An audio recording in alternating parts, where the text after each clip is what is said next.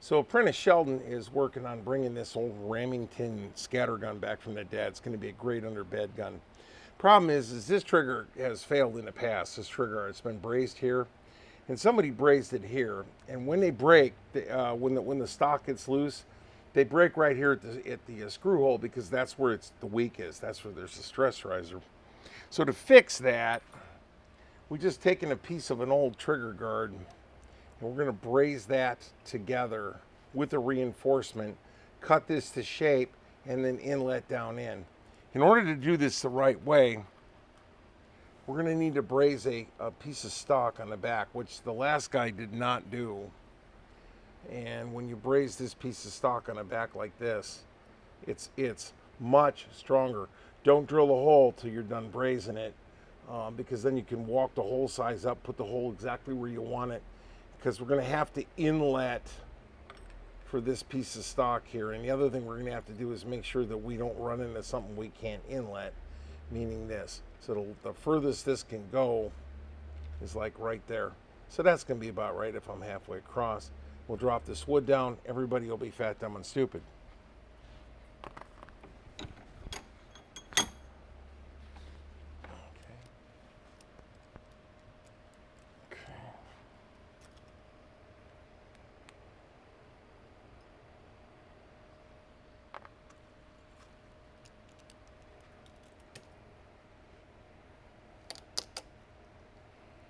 That's just some flux I'm crushing down.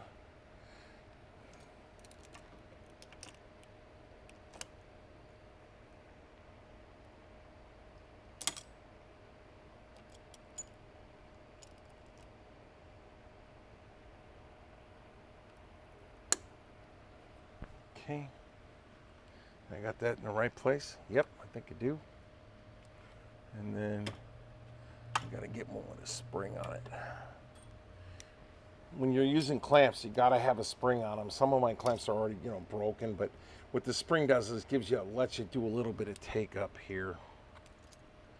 Okay.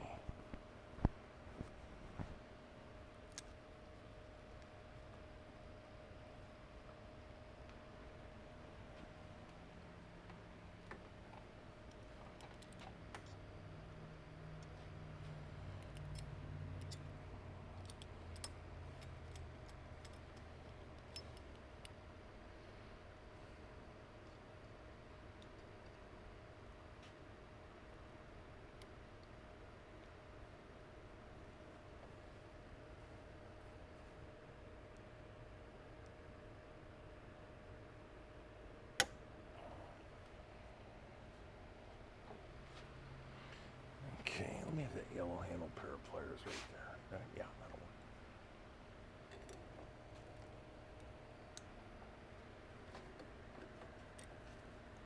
Sure, I got that. There we go. Okay, we're brazing this, so we're going to put a lot of heat on it.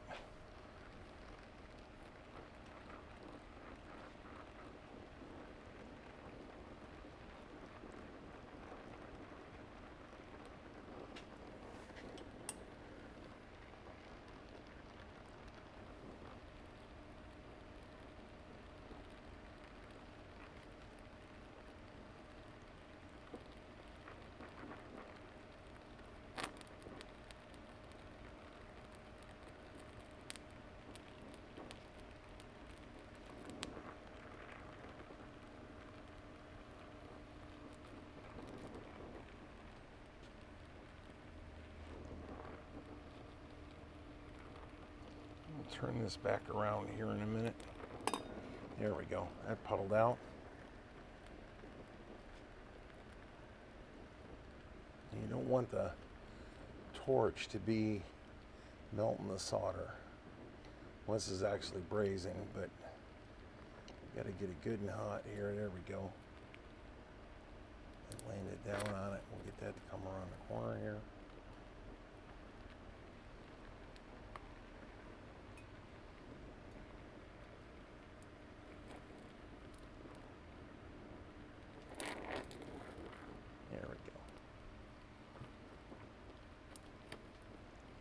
Now the brass will just follow the flame. See? We're going to have to come around and jig it from the other side here because everything moved. And that's all right. Everything moved. We got to get it all wet again here and we'll get it to move back. Here we go. Now it moved back. Okay, and we're going to flip it over and look at it from the other side here. So you can see the brass will actually follow the fire all the way up that tang if I let it. Okay, now we're going to flip it over here. Hold that. Don't let that get holted nothing. Am I okay here? Yeah.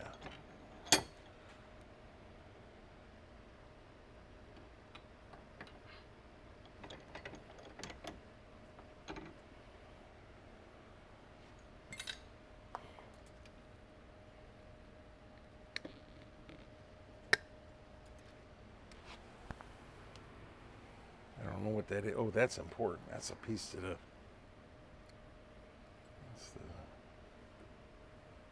Not everything those boys did was wrong. Got it. Thank you.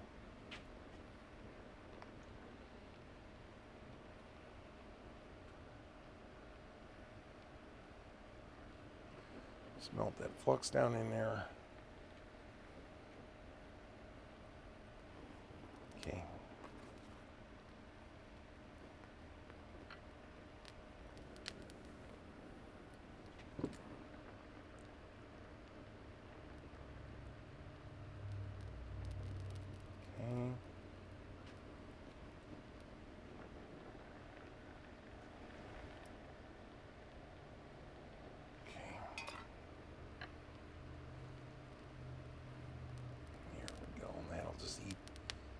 That right up.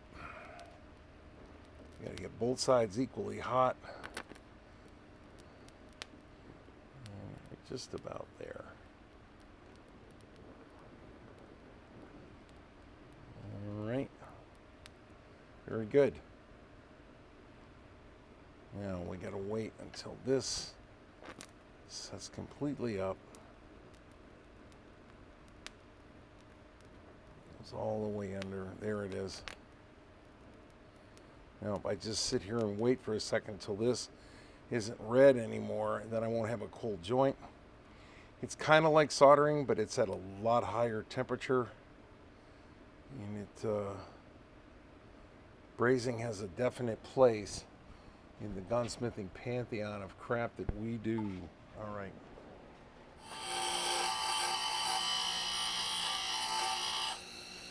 Yep. So now what this has given me, and there'll be a lot of hand sanding and this will have to be all strapped in. But now I've got one great big solid piece here. See? So there you go. And I've got fill and washout all the way down and around. Fill and washout, and you saw here where I was telling you about dragging the brass backwards with the torch. See, that's brass all the way back to there. And you could drag that brass all the way to the rear if you wanted to. Now we'll come in with files, we'll clean all this up, cut it to length, and we'll be in the game. So very good. I don't think I can get in here right now and get on this, can I?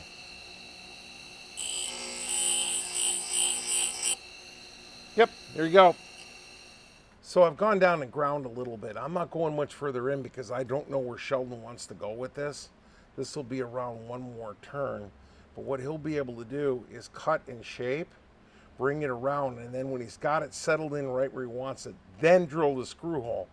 And by the time he's done drilling his screw hole and setting everything in, you won't know we did this. The old serial number that was on the other trigger guard that we borrowed has been ground. And in case anybody's wondering, even if we ground this off, the serial number's on a water table on this gun, so it's in two places. So don't freak out that we moved the serial number. But anyway, that's kind of what that is. So we got a good solid braze joint all the way around. We got flow all the way around the front end of this. We got flow all the way up the sides, and we got flow out the back. So I know that the brass spread all the way to the inside, and I'll tell you what, that thing is solid. So That's how you do that. If you're ever going to brace something together, though, you got to support it. You got to support it. This up here should have had a small strap around the inside of it, but it's holding, so we're going to leave it alone. It'll be fine for what we're going to do with it. Anyway, that's what I have to say about that. I hope it helped.